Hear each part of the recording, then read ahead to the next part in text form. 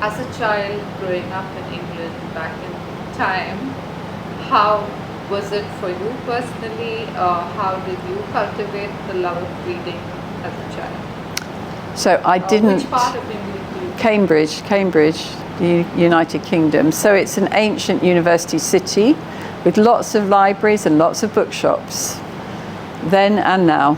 So when I was born, Which is in? 1950, we didn't have television, and there were none of the distractions that children have today. So both my parents were avid readers, and we were read to by my mother during the day, and my father would always read us bedtime stories. And by the time I was 3, I could read, not because I was bright or intelligent, but because of the exposure that I had to books from a very early age. And what I realized looking back is how much books formed my character, they formed my imagination, they helped develop critical analysis. So I knew from a very early age that stories were not true, that they were fiction. And there were books that were true. So these are things that you gain along the way. I obviously had, because of my exposure to books, I had a good understanding, a good vocabulary, and I was a confident child. And I think much of this was down to, God rest their soul, my parents. So they cultivated my love of reading and my passion for books. I mean, to be honest, I'm addicted to books and reading. It's the one thing I cannot do without.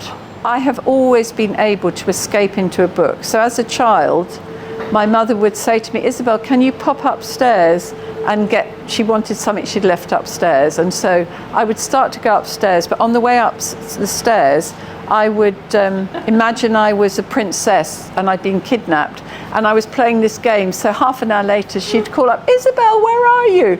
And I was just playing this game in my imagination from the amount of books I'd read. And that was I can dream, I can still dream, and I can still be a child. And I think those characteristics have stood me in very good stead for whatever I've done in life. But also living outdoors. As children, you know, even in the UK, where the weather can be changeable, we spent so much time outdoors. We'd go exploring. In those days you could. My brother and I would, you know, wander off and look for ponies in fields because I was fascinated. I really wanted to ride, which I did eventually. I mean, I did ride as a child, but not very much. But then when I came to Dubai, I was able to take it up seriously. So, you know, every weekend, my father would take me on long walks. We'd go on the old Roman road in Cambridge and just be outside every weekend. We would sometimes go to the seaside, sometimes go to different places of interest, visit family. So my mother's family were living in Wales, so we'd go and visit them, and you know, just lots of time. There is a poem that is to stand and stare. You need, as a child, you sometimes just need to not do anything, but just to be in a moment. Hopefully outside, I'd say. Yeah.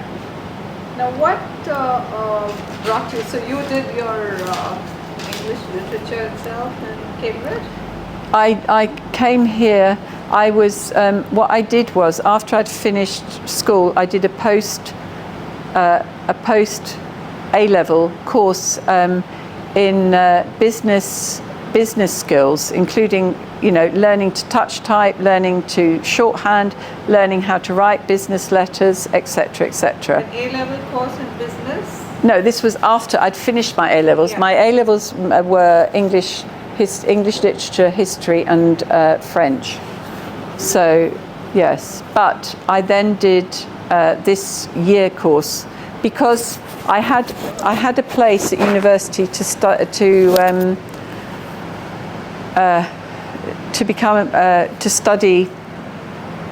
sociology, and By then, I had met my future husband, who was studying English. He was studying in Cambridge, studying the English language, along with a group of boys from Dubai. You know, boys, they were young men. This was 1967. So I decided, he came back to the Dubai and joined Dubai Police, and I decided to follow him. So I came out first to meet his family, and then came back, and we got engaged and then got married. And so I've been here ever since. I got off the plane, I walked down the steps, and there was sand beneath my feet. And I'd left, it was December, I'd left London, Heathrow, and it was cold, wet and grey, and here I was with exotic, balmy air, you know, that smelt different. The scents in the air were completely different to what I'd ever experienced. And I felt in a really strange way that I'd arrived home. And I had read, the one book that I'd read that one of my mother's friends had given me before I came was Arabian Sands by Wilfred Thesiger. And that gave me so much insight into this part of the world. I think one of the things that was a complete unknown to me, I'd never seen anything like it, was the gold souk, which the gold souk in Dubai. So my family to be took me down to the gold souk, and I had, first of all, I had never seen so much gold. Shop after shop after shop, and I just was I mean, I don't wear actually jewelry, but I was just transfixed by it. Was like Aladdin's cave, so that was a very strong memory. And then I think going to the desert for the first time, and by that time the desert was Khawanij. There was no road beyond Dubai Airport. You were into the desert very fast. And I'd never been to, you know, and then we sort of drove in four-wheel drives across the desert. It was just incredible. And one time we did it, we came across, just by chance, a camel race happening across the desert. You know, I mean, it was like a fairy story. You just don't expect these things to happen. I think it was a very small community in 1968. There were not many. In fact, if I drove on the roads of Dubai, which were very few, you'd be lucky if you saw 3 cars. It was a completely different place to the Dubai of today. And I mean, there were obviously British families living here in various jobs and roles. But I was living in Farij Al Marra, which was where most of my family lived.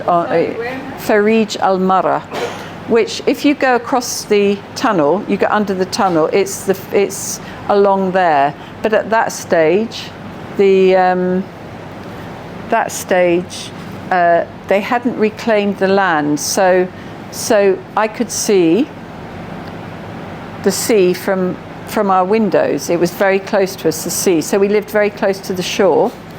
And in fact, the first morning I woke up ever in Dubai, I was staying in the guest room for my future brother-in-law's house, and I pulled the curtains and looked out, and there a donkey trotted past, just a wild donkey. I mean, it was like, you know, it was just this incredible sort of, and in the distance I could see the sea and the shore. And just a very natural, I mean, the beaches I'd been to were all sort of, you know, English beaches. They were so different. Well, this was just natural. Everything about it was natural. There was no buildings. There was nothing. You just had the shoreline and the sea.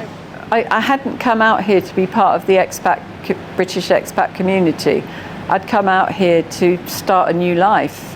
Yeah. Do you think, expats should come earlier? Expats don't make enough of an effort to learn Arabic. Yeah? Well, I don't think you can generalize like that. I think they may not see the need for it. I had a need for it. When I came, I learned Arabic because I needed it. And I thank my lucky stars I did, because it's been incredibly useful. You know, my written Arabic is atrocious. I can't read very well in Arabic, but I can speak.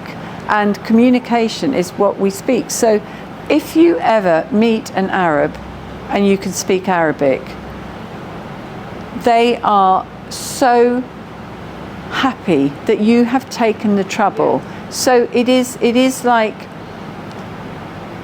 they will then, you know, they will then ask you questions, they will want to know. So it opens up a conversation by being able to speak even a few words. And I think really everyone should, wherever you travel in the world, even if you go on holiday, I would always try and learn a few words. You know, please, thank you, at least, good morning, good evening. It's no problem to learn a few words, but at least you're made that effort. And it does make a difference. Legacy is my children and my grandchildren. How many grandkids? 8. So nothing has given me more pleasure, nothing has given me more joy, nothing has fulfilled me in the way that being a mother has. Nothing can ever be more than that. And I have the same feeling for my grandchildren. You know, I am blessed with having very close, wonderful relationships with all of our children, and being part of their lives too is really important for me. And professionally? I don't have a profession. I have a passion. Seriously, I don't. Everything I've ever done in life is because of passion, not because of a profession. If I don't have a passion for it, I will not do it. And I shouldn't do it. Because what's driven me all my life is that. It's that feeling that each one of us is put on this planet to do something good. And it doesn't matter how small it is, but you should leave this world a better place than when you came. Even if it's only one child who's caught the bug of reading, that's a good thing. We all have to have a feeling that we owe our world a favor.